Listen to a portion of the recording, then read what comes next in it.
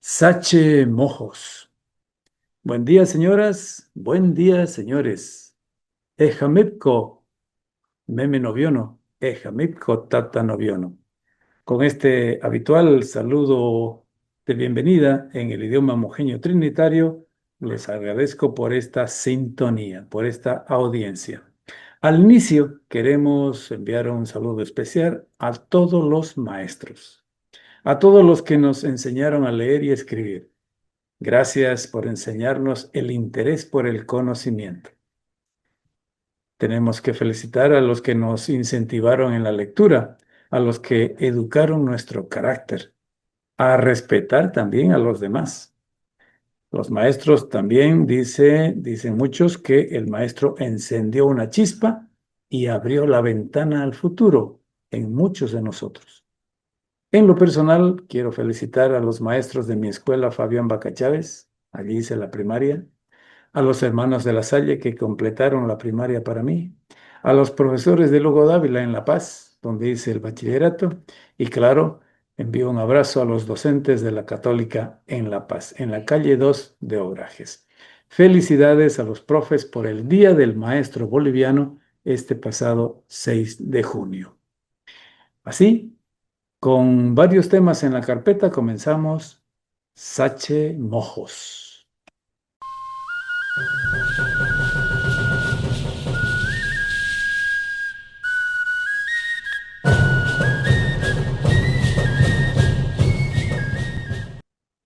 Nuevo libro. Un nuevo libro se ha presentado en Trinidad. El autor es Jesús Hurtado Dorado. El título de la obra, Tempestad. ¡Wow! Un nombre. Tempestad lleva por título un subtítulo, 350 sabias expresiones robadas del jardín de la sabiduría. ¿Qué es esto? Bueno, es la ópera prima de don Jesús Hurtado, primera obra del autor. En la presentación dice que su pretensión es llegar a la conciencia de sus lectores. Ha denunciado que el ser humano está mentalizado en la sociedad.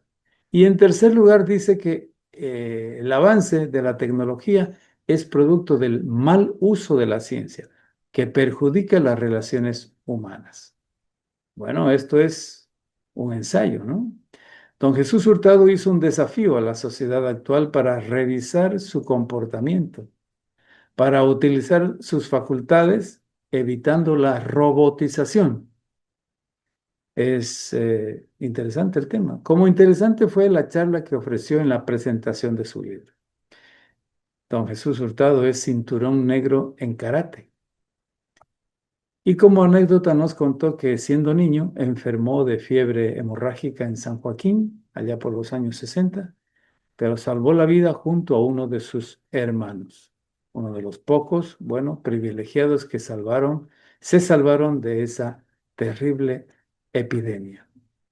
El libro, Tempestad, 350 expresiones robadas del Jardín de la Sabiduría, es obra de don Jesús Hurtado Dorado, insistimos, y fue presentado en un acto en la Casa de la Cultura del Beni. Para que tengan una idea del contenido del libro, les leo una de las 350 frases.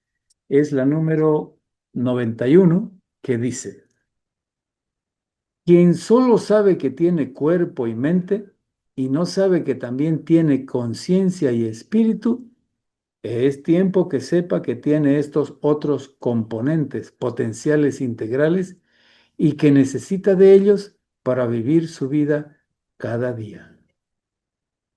Tenemos además del cuerpo y mente, tenemos conciencia y espíritu en una frase de don Jesús Hurtado Dorado. Libro Tempestad. Recuerden el título y pueden acudir a la Casa de la Cultura, creo que ahí ha dejado unos ejemplares para su venta. Seguimos en Sachemomos.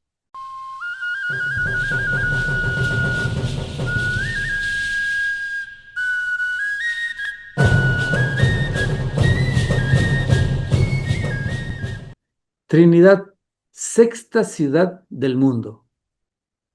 La ciudad de Trinidad es la sexta ciudad más importante del mundo en biodiversidad urbana. ¿Sorpresa? Pues sí, aunque en parte no, porque ya lo sabemos hace 3, 4 años. El resultado corresponde a la competencia ciudadana Reto Ciudad Naturaleza, realizada a finales de abril en todo el mundo. Fue del 25 al 28 de abril. El concurso consiste, para los que no saben, en tomar fotografías de plantas y animales que se encuentran en el área urbana. Este año, 2025, participaron 619 ciudades de 62 países. A nivel mundial, repito, a nivel mundial ganó la ciudad de La Paz. En el área metropolitana paceña se hicieron 149,000, casi 150,000 observaciones de plantas y animalitos en la ciudad. Fotos de animalitos y plantas. En tercer puesto quedó Cochabamba, 109 registros fotográficos de plantas y animales. Para lograr el sexto lugar a nivel mundial, los trinitarios realizaron más de 65,000 observaciones de fauna y flora que existen en plazas, jardines, canchones, áreas libres del municipio. El comité organizador, que hizo el anuncio hace pocas horas, destacó que entre las 619 ciudades participantes este año, Trinidad obtuvo el primer lugar en la categoría de ciudades de entre 100,000 y 250,000 habitantes. En ese rango de 100,000 habitantes y menos de 250,000, Trinidad fue la que ocupó el primer lugar. En Bolivia participaron este año 10 ciudades de Bolivia. Además de Trinidad, en el Beni estuvo participando gente del municipio de Riberalta. Todavía no tenemos detalles, datos concretos de cuántos, qué tipo de observaciones se hicieron en Riberalta. Este año se enviaron fotos de 3,345 especies, dice el informe. Cada persona registró 33 fotografías en promedio, unos más, otros menos. La mejor fotografía fue tomada, en el caso de Trinidad, a una flor de tarope. Eso, mucho tarope hay en el arroyo San Juan. La mayoría de las especies observadas fue, o capiguara le decimos algunos, también de la palma y muchas flores encontradas en el municipio de Trinidad. ¿Quiénes participaron en mayor cantidad? Los alumnos de la promoción 2025 del Colegio Mariscal Sucre. En la categoría grupos fueron los ganadores. Varios premios. Ganaron por cantidad de registro. Claro, son 30, 40. ¿Cuántos serán los futuros bachilleres que hicieron muchas, muchas fotografías? Y a nivel individual, alumnos de ese mismo colegio también ganaron los primeros lugares. Y quienes ganaron el tercer lugar fueron los alumnos de la carrera de agronomía. El tercer semestre, el tercer puesto. Se entregó una distinción en el acto de presentación de resultados, una distinción a la bióloga Silvia Ten, que trabaja en el Centro de Investigación de la Universidad Autónoma del Beni, porque fue la profesional bióloga ella que más especies identificó en el concurso. Porque claro, yo saco foto, digamos, esta es la flor del tarope. ¿Qué nombre científico tiene la flor del tarope? Expertos como Silvia Ten hacen ese trabajo. En el Colegio Mariscal Sucre, los alumnos señalaron a sus tutores como los que más les ayudaron, les impulsaron a participar. ¿Quiénes son esos tutores? Vale la pena decirlos, mencionarlos, porque un homenaje al Día del Maestro también. Zulma Montero y Johnny Beltrán. Johnny Beltrán. Los maestros Zulma y Johnny fueron los que incentivaron a los muchachos del Colegio Mariscal Sucre a participar. Sobre este tema, al ser la sexta ciudad en materia de biodiversidad urbana, Trinidad se ha mostrado a los ojos de todo el mundo, allí donde de repente ustedes nos están viendo también o escuchando hoy. De los organizadores, en el acto de premiación, la licenciada Zulema Lem, la amiga Zulema, subrayó que conociendo la flora, conociendo la fauna, se puede ayudar al cuidado, a la preservación de esos ejemplares y de toda la biodiversidad en general. Un éxito, sin duda, este año nuevamente el reto Ciudad Naturaleza. Felicidades a los participantes, obviamente felicidades a los organizadores.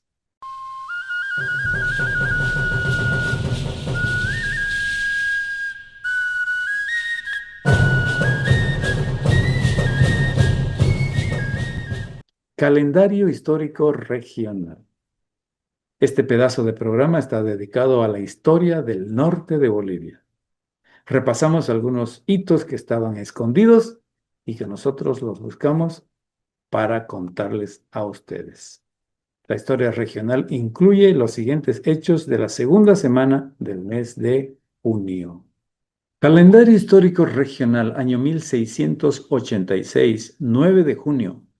El sacerdote Cipriano Barase Mains funda la misión evangelizadora Santísima Trinidad en Mojos, con unos pocos indios de la tribu Mayumana. Barase tuvo la cooperación del padre Francisco Javier Granados. Trinidad es la segunda misión jesuítica después de Loreto en esta región. El 9 de junio es una fecha estimada por algunos autores. Otros creen que la fundación fue el día 13 de junio. 5 años después de su fundación, en 1691, la misión de la Santísima Trinidad tenía 2.353 habitantes. En 1769, después de 83 años, fue trasladada al lugar que hoy ocupa, a orillas del arroyo San Juan, huyendo de la inundación del río Mamoré. Calendario histórico regional, año 2010, 9 de junio. La Asamblea Legislativa Departamental del Beni sanciona la primera ley de su historia. Sus integrantes aprueban el texto de la Ley Transitoria para la posesión de subgobernadores y corregidores electos. La ley fue promulgada un mes después, el 8 de julio, por el presidente de la Asamblea, Carlos Navia Rivera, debido a la negativa del gobernador Ernesto Suárez a reconocerla conforme a procedimiento. Calendario histórico regional. Año 1898, 10 de junio. Nace en Trinidad Elvira Ortiz Montaño. Con 3 años su familia se traslada a Santa Cruz, donde se educa y reside definitivamente. Estudió piano en el Colegio Santa Ana. Aprendió también la mandolina. Organiza grupos de corales y presenta danzas indígenas. Interpreta la danza de la siembra y el hito hito del pueblo sirio. Es autora de los himnos a la Virgen de Cotoca y al Colegio Santa Ana, también de canciones como Fuerza Camba, Cojo, Manco y Tuerto y Noche de Estrellas. Fue profesora de piano en la Escuela de Bellas Artes de Santa Cruz. Falleció en octubre de 1974. Calendario histórico regional, año 1938, 10 de junio. Nace en Trinidad Guillermo Caballero Saucedo. Estudió la primaria en la Escuela Juan Francisco Velarde y obtuvo el bachillerato en el Colegio Nacional 6 de Agosto. Se graduó abogado en la Universidad Mayor de San Simón. Tuvo una brillante carrera judicial y alcanzó la presidencia de la Corte del Distrito del Beni. Fue elegido 4 veces ministro de la Corte Suprema de Justicia y vocal de la Corte Nacional Electoral. Se distinguió por su alta capacidad de análisis constitucional. Fue el primer beniano en ser presidente de la Corte Suprema. También fue vicepresidente del Comité Cívico del Beni. Lideró la Comisión de Profesionales para defender el derecho del Beni al 3% de la regalía petrolera de Santa Cruz. Presidió la Comisión de Estudios del Comité de Defensa de la Integridad Territorial del Beni. Es uno de los principales redactores de la contrademanda beniana a Cochabamba por los límites interdepartamentales. Fue columnista de periódicos nacionales y benianos. Fue director y redactor del periódico La Palabra de Trinidad. Falleció en Sucre el 30 de marzo de 1998. Está sepultado en Trinidad. Una plaza de la capital veniana inmortaliza su legado. Calendario histórico regional, año 1997, 10 de junio. Fallece en Trinidad Juan Carlos Aguirre Muñoz, artista plástico y gestor cultural. Un golpe de estado en Uruguay truncó sus estudios de arquitectura. Fue experto en pirograbado y repujado en cuero y madera. Se capacitó en serigrafía industrial. Realizó exposiciones en Estados Unidos y varios países de Europa. Incursionó en el diseño de escenarios, caricatura y el diseño de libros. Fue jefe técnico de obras deportivas. Fue oficial mayor de cultura en Trinidad. Fue docente en la Escuela Normal de Maestros. Presidente de la Casa de la Cultura del Beni. Había nacido en 1999. Calendario histórico regional, un sector especial en el espacio cultural Sachemojos.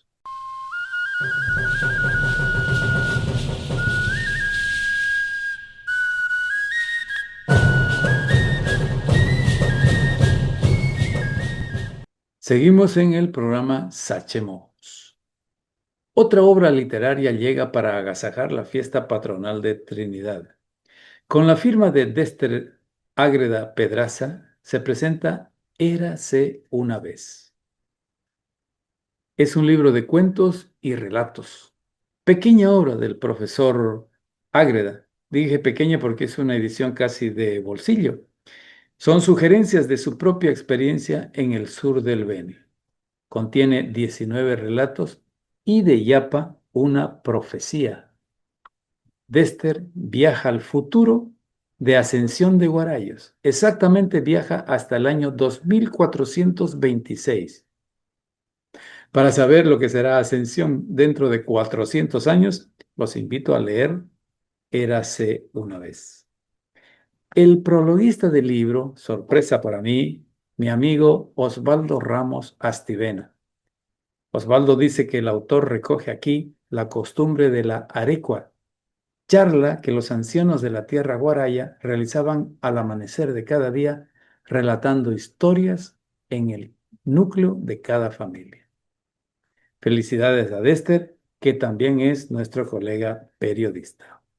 Sigamos en Sachemojos.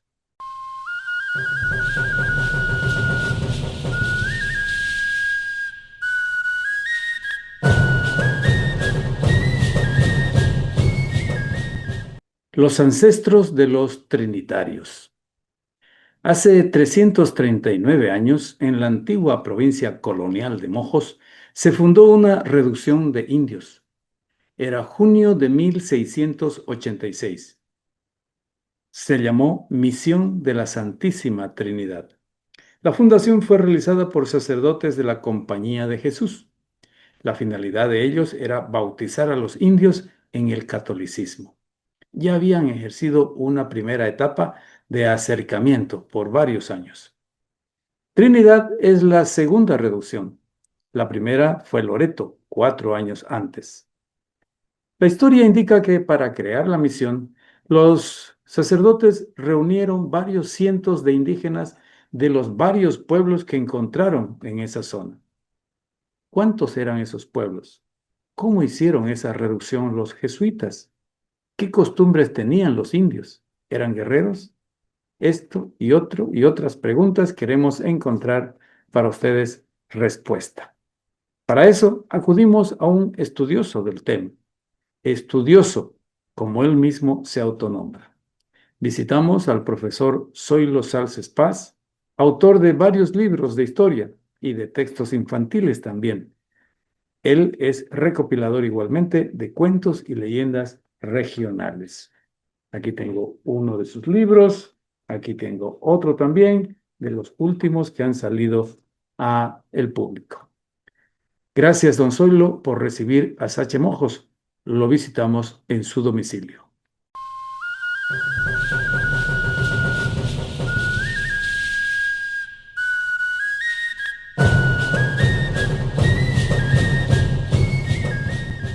Quiero agradecer la acogida que nos ha hecho el profesor Zoilo Salces.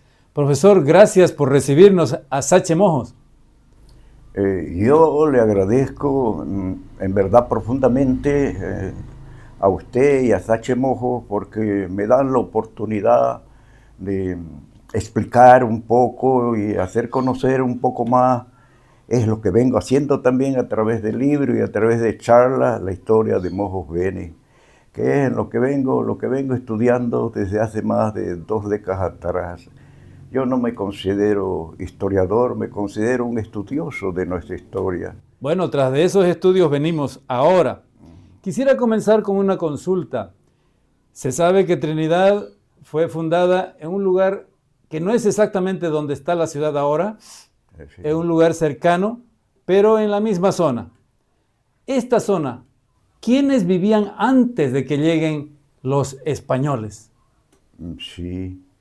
A mí me gustaría, licenciado Juan Carlos, hablarles de algunos elementos históricos anteriores a su pregunta, para que quienes escuchen se ubiquen mejor en ese contexto histórico y comprendan la explicación, comprendan lo que fue Trinidad y lo que fueron los trinitarios.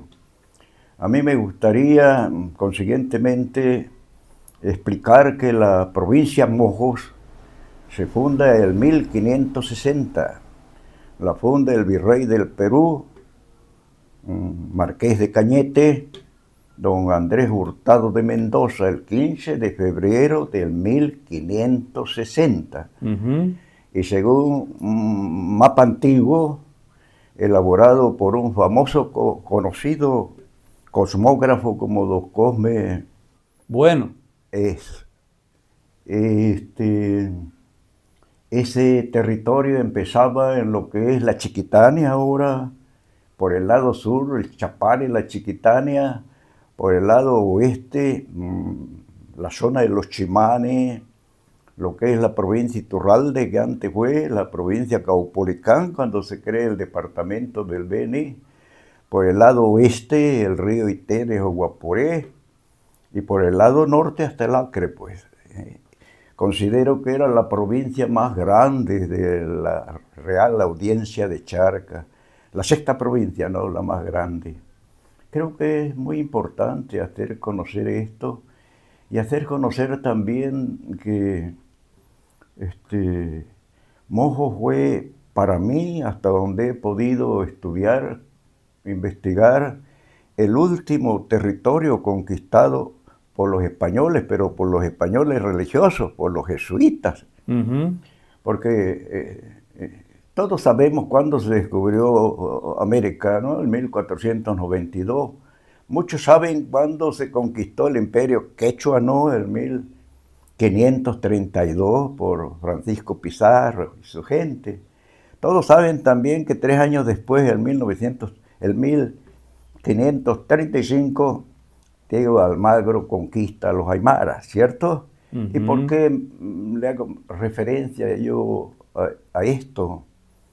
Porque fueron los quechuas los que le hicieron comprender, los que lo motivaron a los españoles por la conquista de Mojo, ¿no?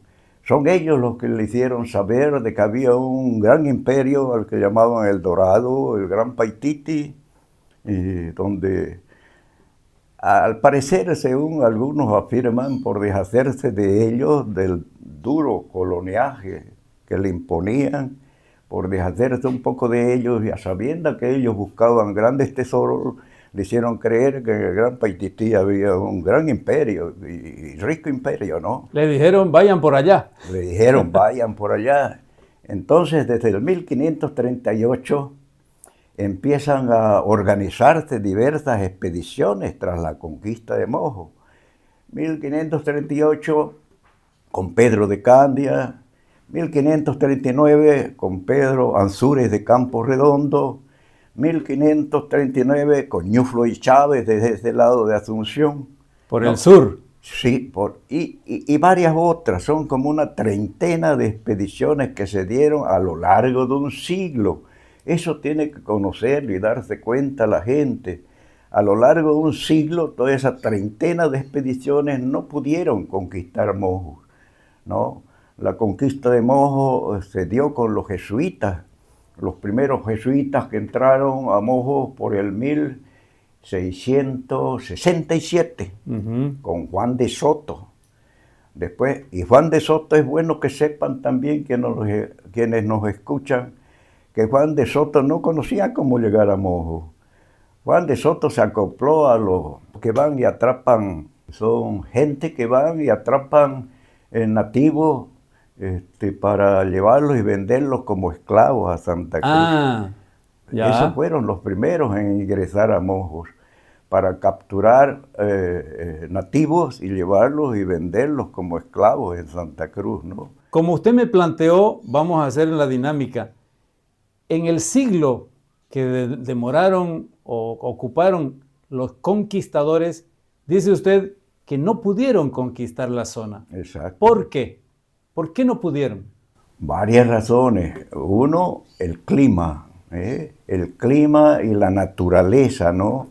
No era, para ellos no podían adaptarse, soportar este clima caliente, ardiente, ni tampoco estaban acostumbrados a las alimañas, a los mosquitos, etcétera, ¿no?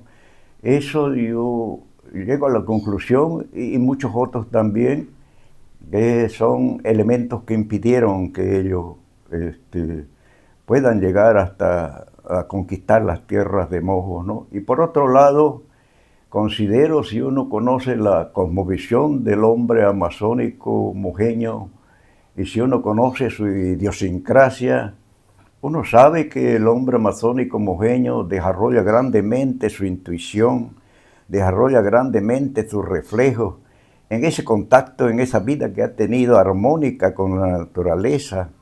Consiguientemente, el mojeño para mí intuía quién era el hombre que venía en son de paz y quién era el hombre que venía con otros propósitos. Y al ver ese grupo de 100, 200 o 300 hombres armados, montados a caballo, el caballo no era conocido por ellos, les llamaba mucho la atención, era extraño para ellos, y vestidos con ropas especiales y cascos, etcétera, y con Escudos y espadas. escudos. Entonces ellos intuían que estos hombres no venían a nada bueno, y consiguientemente contribuían con sus darditos envenenados y con sus flechas desde sus escondites en la vegetación, contribuían un poco a diezmarlos, ¿no? Es decir, los rechazaron, les combatieron. Los rechazaban, combatieron de esa forma el clima, la naturaleza, y ellos de esa forma que le indico anteriormente. Profesor, el hecho de que hayan tenido ellos sus propias armas en el sentido silvestre, antiguo, ¿significa que eran tribus que sabían de guerra? Ellos sabían defenderse de sus enemigos. Ellos tenían encontrones, choques con sus enemigos. Porque a eso vamos a ir más adelantito, ¿no? Ellos no sabían de guerra con otros, ellos no tenían ejército. Ellos se organizaban para defenderse de otras tribus vecinas que los atacaban, ¿no? Con diferentes propósitos. Y muchas veces que era por robarse a sus mujeres y llevárselas, ¿no? Y llevarse a algunos gente esclava también, ¿no? Eso. Volvamos entonces a donde el término dejamos. que olvidé anteriormente, maloqueros. Ah, las malocas. Antes que vengan los jesuitas, venían grupos de maloqueros. Ese es un término del norte argentino, ¿no? De Argentina, exactamente. Y de Brasil. Y ahí fue que se coló ya Juan de Soto con ellos. Y empezó a conocer con ellos lo que era Mojos, el territorio de Mojos, y medio a conocer lo que eran los mojeños, ¿no? Eso, Una cosa importante, profesor, es qué debemos entender con esta ubicación. El principal medio de transporte era el fluvial, para los que entraron, los primeros en son de conquista y los segundos en son de evangelización. ¿Era el río Mamoré el principal utilizado en esa época, aún ya desde Santa Cruz? Yo he llegado a la conclusión de que las primeras incursiones a Mojos se hicieron por tierra, por la vía que utilizaban años atrás los mismos que traían vacas y caballos, ¿no? No recuerdo el nombre que tenían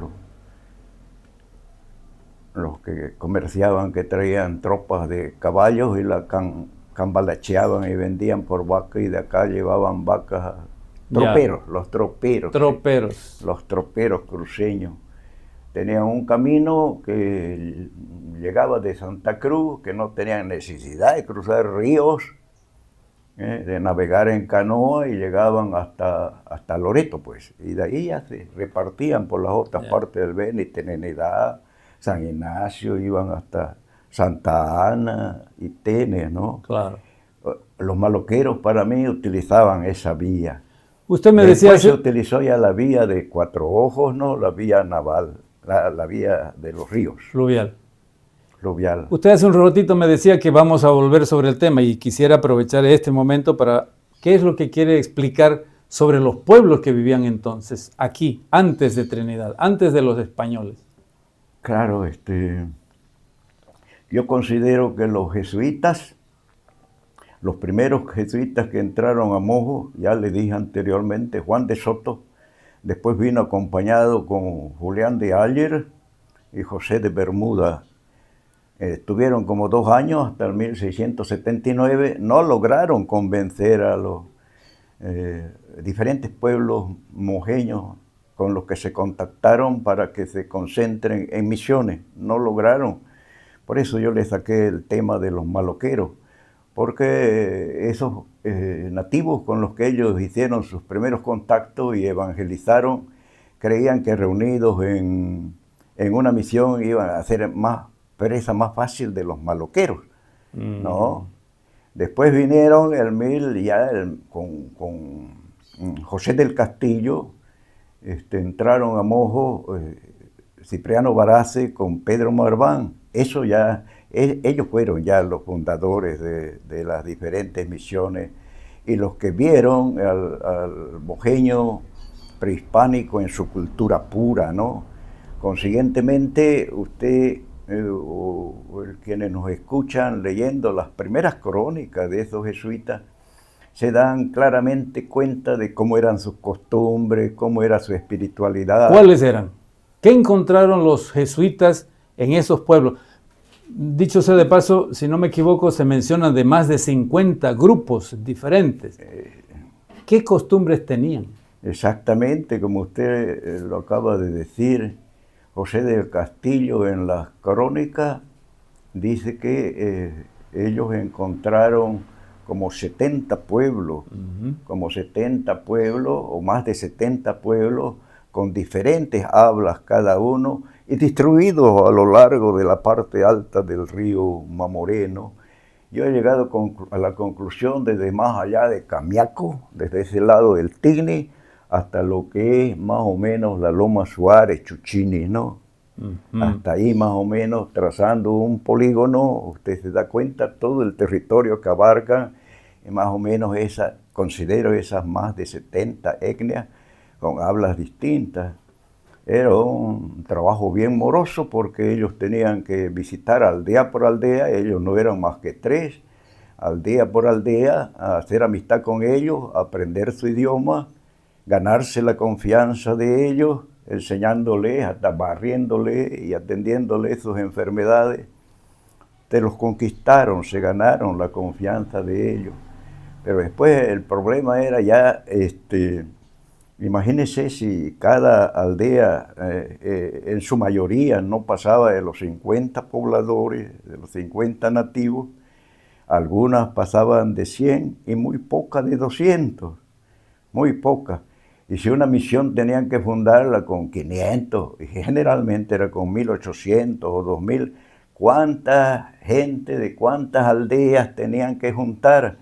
Y en cada misión se juntaron etnias con distintas hablas, pero extrañamente se entendían, dicen la misma crónica de los jesuitas. ¿Por qué sería eso? ¿Hay alguna condición del origen de los idiomas? Extrañamente se entendían, y yo considero que sí, licenciado Juan Carlos, porque estas lenguas de origen mojeño mojeña, la mojeña trinitaria, por ejemplo, la mojeña loretana, la mojeña ignaciana, la mojeña baure, la mojeña javierana, ¿no? Tienen raíces arahuat. Yo Esa pienso que coincidencia. por eso se entendían con más facilidad, ¿no? ¿Es ese el origen del vocabulario de Pedro Marván?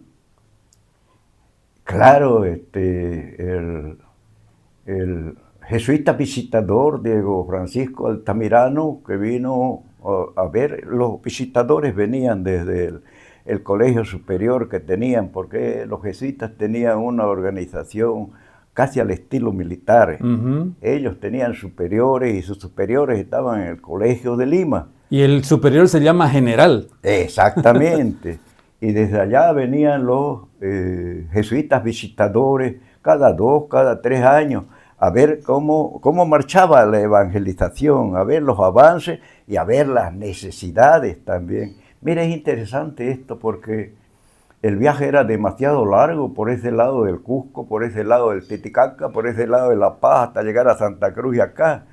Por eso una de las principales preocupaciones de Cipriano Baracce, cuando escuchó hablar de que los incas se cambalacheaban, ¿no?, sus productos con los mojeños, él le costó mucho, fueron 3 viajes que hicieron, según las crónicas.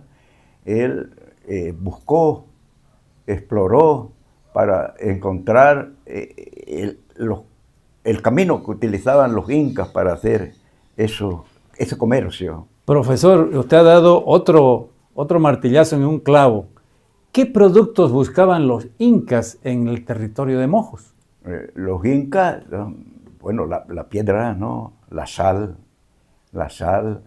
y los artículos que ellos producen, ¿no?, en base de la lana, ¿no? Pero yo considero que lo principal eran sus objetos de piedra, ¿no?, y la sal, sobre todo la sal. Pero esos son los productos andinos. Creo que sí. Pero digo yo, ¿qué buscaban los andinos acá en las tierras bajas?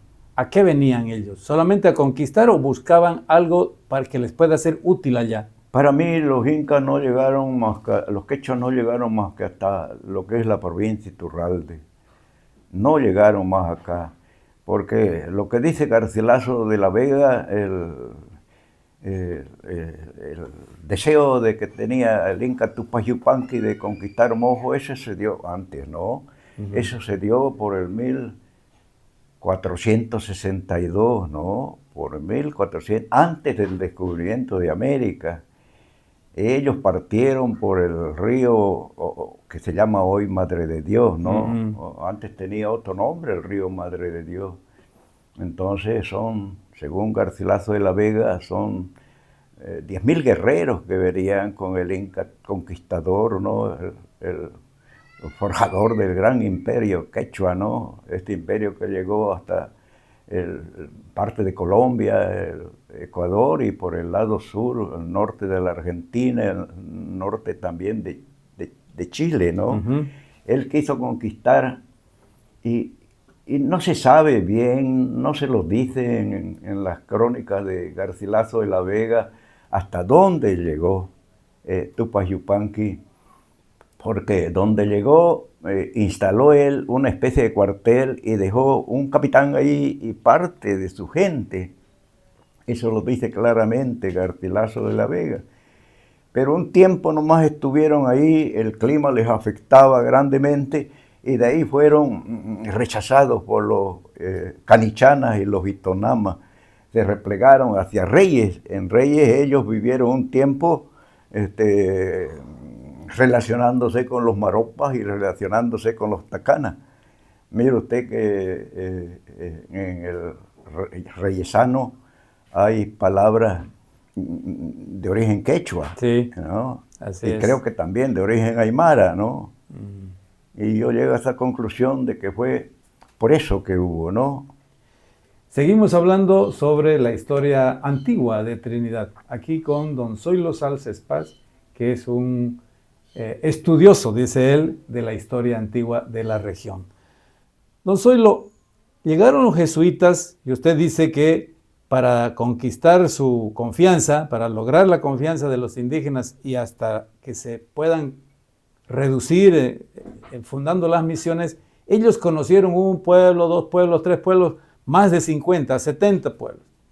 Ello fue a talón, planta, punta. ¿Qué dicen las crónicas sobre las formas de vida que encontraron ellos? Por ejemplo, esa es la zona baja de la región amazónica. Es lo que ahora se inunda casi cada año. ¿Hablan los jesuitas, las crónicas, de esas lomas, los canales? ¿Hablan algo de eso? Hablan de que la llanura es inundadiza. Imagínense, más de 500 años atrás, o 300 años atrás, más de 300 años atrás, ¿cómo era la llanura? Si ahora nomás se inunda cuando hay rebalse de los ríos, antes era mucho más, dejan entrever todo eso, ¿no? Pero ellos fundaban las misiones en un lugar equidistante a las diferentes territorios de las diferentes etnias, para evitar conflictos territoriales con los otros, y buscando en ese lugar equidistante una altura, pero que se hubieran dado cuenta que haya existido acá una civilización hidráulica, no he encontrado nada de eso. Ellos simplemente buscaban altura, una altura que esté libre de inundaciones, ¿no? Para poder fundar, concentrar ahí a los nativos que convencían y poder fundar ahí las misiones. Y en más de una ocasión se equivocaron de altura, porque no fue suficiente para el siguiente año o los siguientes periodos que se inundaron. Es el caso del propio Loreto, Trinidad, Sí. San Javier, ¿no es verdad? Ahora, ¿qué dicen las crónicas, qué cuentan los jesuitas sobre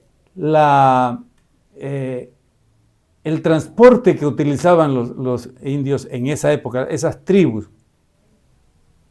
La canoa era el principal vehículo de transporte, ¿no? Pero ya cuando llegaron los jesuitas, ya el caballo y los carretones fueron otro medio de transporte, ¿no? Por tierra ya.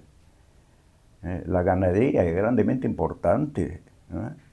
Fue un factor, ¿no? Inclusive impactó en la cultura, porque usted mismo ve en las danzas nuestras, ahí tenemos la danza, por ejemplo, de la taquiriquirique, la danza de la flecha, que tuvo ya su mezcla, ¿no?, con la cultura de la religión de los jesuitas, ¿no?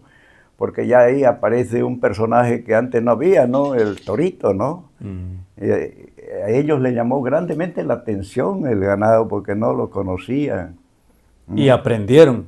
Aprendieron su manejo del ganado y aprendieron a manejar el caballo también. Fueron buenos laceros y buenos vaqueros. Bueno, para llegar a eso, lo central, hace 339 años se fundó Trinidad, la misión de la Santísima Trinidad. Como dijimos, no fue en este mismo lugar, fue acá, creo que 12 leguas. ¿Cómo fue ese momento desde el punto de vista de los reducidos, de los indios? ¿Cómo fue que se juntaron? Usted dice, por ejemplo, que tenían diferentes idiomas. ¿Cómo lograron los jesuitas juntarlos? La segunda misión que se funda fue Santísima Trinidad, ¿no? Roger Becerra, a través de la investigación hecha con los científicos de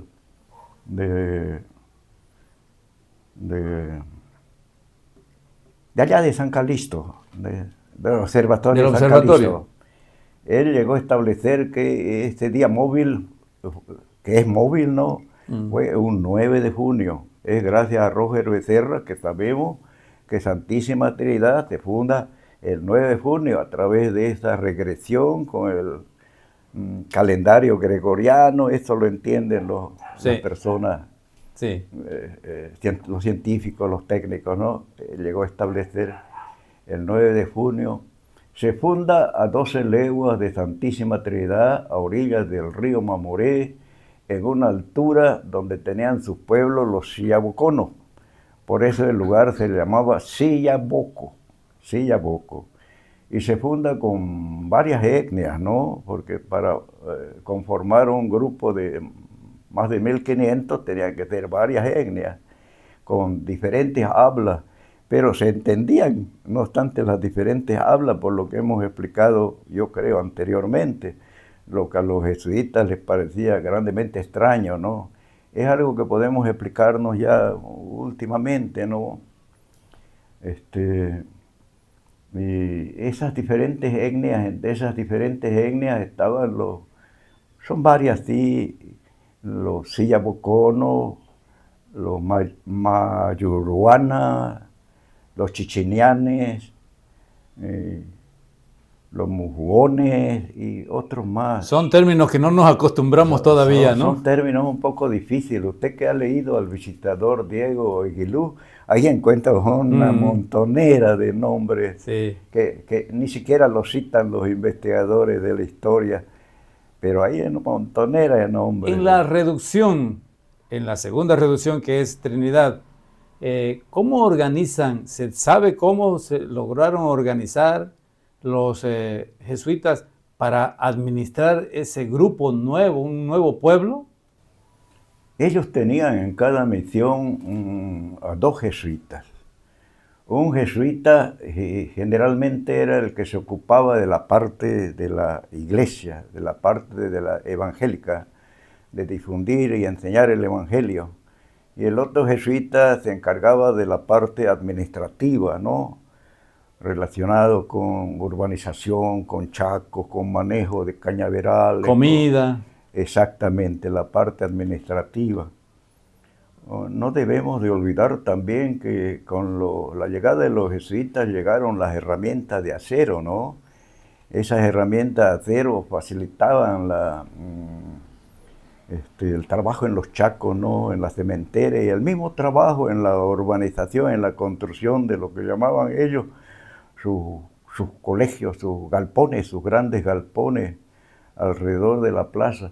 Yo considero que los jesuitas replicaron la misma organización que tenían las diferentes aldeas, porque construían en el centro una especie de cancha, ¿no? Y alrededor ya del centro, a un lado todo un costado, la iglesia, ¿no? Donde tenían sus almacenes, los religiosos y sus viviendas. Y a los otros 3 costados ya venían los que llamaban ellos los cuarteles para la gente, ¿no? Mi preocupación, la pregunta es por la siguiente preocupación. Usted dice que 2 sacerdotes en promedio, puede haber sido 1 de repente o 3 en otros casos, pero para administrar 1,800 personas, quizá 2,000, darles de comer, darles vivienda, organizar el trabajo, etcétera, etcétera. ¿No le parece un poco complicado? Por eso la pregunta es, ¿cómo se organizaron los jesuitas? A mí también me parece un poco complicado, ¿no? Pero, como les dije anteriormente, uno se hacía cargo de la iglesia y el otro de la parte administrativa. Habían parcialidades, los organizaban en parcialidades, una parcialidad para los remos en canoa, otra parcialidad para atender el ganado, otra parcialidad para atender los cañaverales, otra parcialidad para atender los telares donde tejían las telas de algodón. En fin, estaban organizados por parcialidades. Y en cada parcialidad había un jefe, un cacique, ¿no? un encargado. Un encargado, un superior, una especie de corregidor. Y no se olviden en esa lista de parcialidades los músicos, bien importante. Exacto, porque también tenemos que recordar que el cabildo se funda en 1701 recién. Sí. Lo funda el visitador Diego Francisco Altamirano, ¿no? Y lo funda considerando que en ese cabildo tenían que estar las personas, los nativos más influyentes. Esto muchas veces la gente no comprende cuando en un estudio de las crónicas uno se topa con una estructura social de 2 niveles que llaman las crónicas, el nivel pueblo y el nivel familia. Poca gente comprende qué quiere decir nivel pueblo y nivel familia. Y los cabildos estaban conformados por personas del nivel familia. Para comprenderlo esto hay que conocer la cosmovisión, la espiritualidad del hombre amazónico mojeño. Debemos tomar en cuenta que los mojeños no tenían autoridades verticales, no tenían reyes, no tenían incas, no tenían gilacata, tenían autoridades simbólicas concebidas desde la cosmovisión de ellos. De la naturaleza. De la naturaleza, fundamentalmente el hombre mojeño era animista. Él veía en todas las cosas, personas, astros, etcétera, un espíritu. Él consideraba que estos espíritus en unos y en otros podían ser fuertes o débiles, malos o buenos. Ellos, por ejemplo, veían en el sol y en la luna espíritus poderosos y buenos.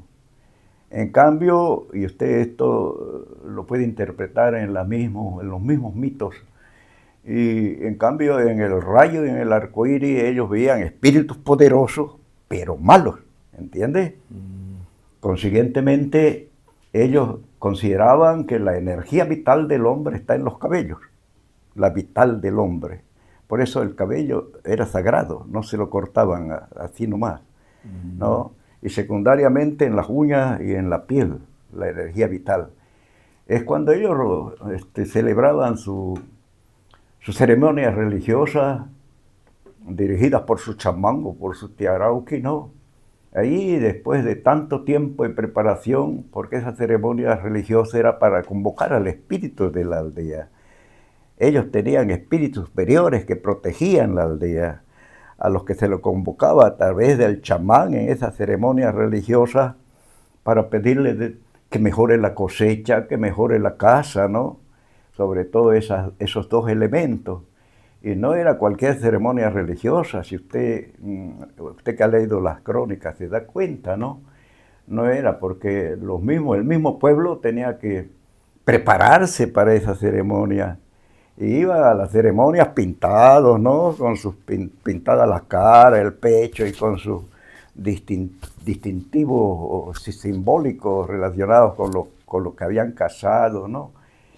En esos momentos previos a la convocatoria del espíritu y de que se corte el cabello, el chamán, ellos bebían chicha fuerte, bebían aguardiente. Por eso los jesuitas consideraban que eran unos viciosos borrachos, ¿no?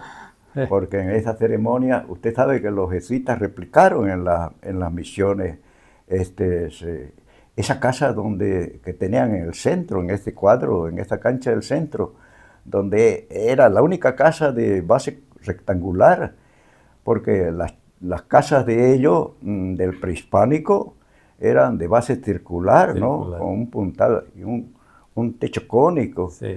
Las casas de base rectangular y de dos aguas ya vinieron con los jesuitas, ¿no? Pero ellos tenían en ese espacio, tenían esa casa de base rectangular, donde hacían su ceremonia y guardaban sus trofeos de casa, ¿no? Era como su sede principal. Como su iglesia, como su sede principal, como algo sagrado para ellos. Y yo llego a la conclusión de que ellos se emborrachaban, porque si uno sigue los pasos que daba el tiarauqui de más de 20 días para estar preparados para que convocara al espíritu de la aldea, ellos también tenían que estar preparados para recibir a ese espíritu de la aldea y para que el espíritu de la aldea los escuche. Yo considero que esas bebidas y emborracharse eran una forma. Era una forma de mostrar su humildad.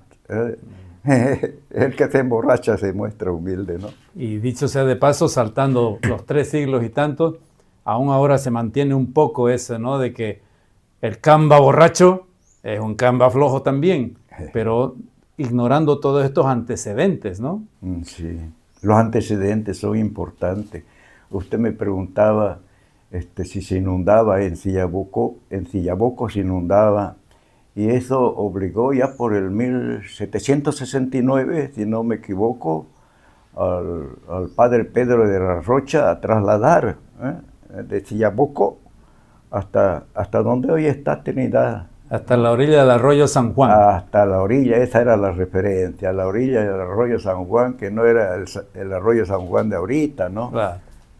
Profesor, muchas gracias por esta explicación muy precisa, muy orientadora, muy nueva en algunos segmentos. Le agradezco, espero que en otro momento vamos a ampliar este tema. Sus palabras finales, por favor, en este aniversario de la Chope Fiesta. Yo le agradezco por esa oportunidad que me da de enseñar un poco y extender nuestra historia de Mojos Beni, y sugiero a los que estudian la historia regional, la historia nuestra, para conocer lo que era el mojeño prehispánico y lo que era Mojos antes de la colonia.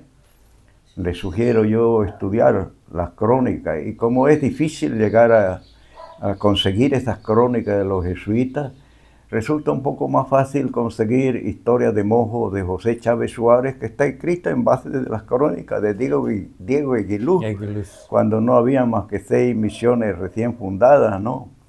Y les sugiero también, para conocer ya la historia del Beni en tiempo de la República, la lectura. Es el único libro que salva la historia del Beni en las primeras décadas de la República, el libro de los gobernadores de Mojos, de Manuel Limpia Saucedo.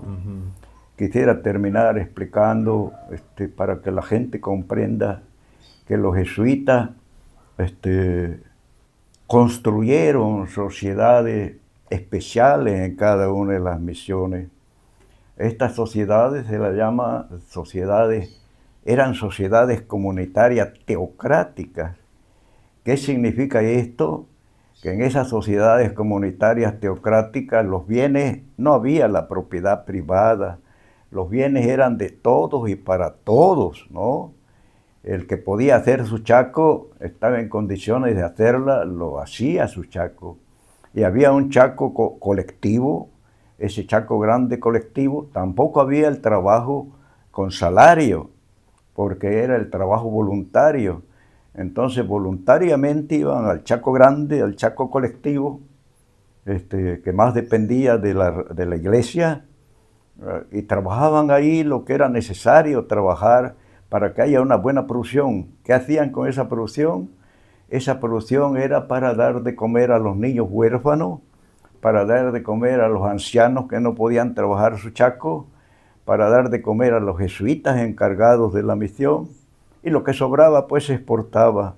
Hay que tomar en cuenta que Mojo fue el primer productor de azúcar en el Alto Perú, el primero que llevó azúcar afuera de Mojo, a otra parte del Alto Perú.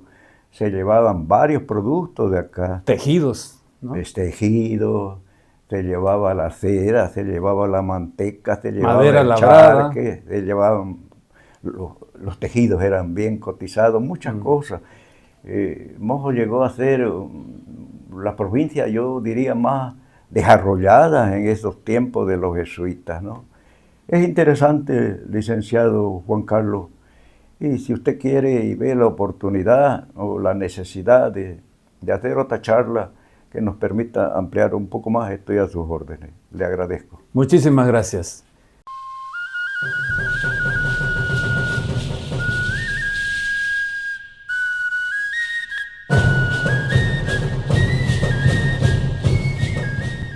Se nos quedó corto el tiempo. Don Zoilo Salces, es un honor haberlo tenido en Sache Mojos. De esta charla quedamos como si fuese un primer capítulo. En una próxima haremos el segundo capítulo.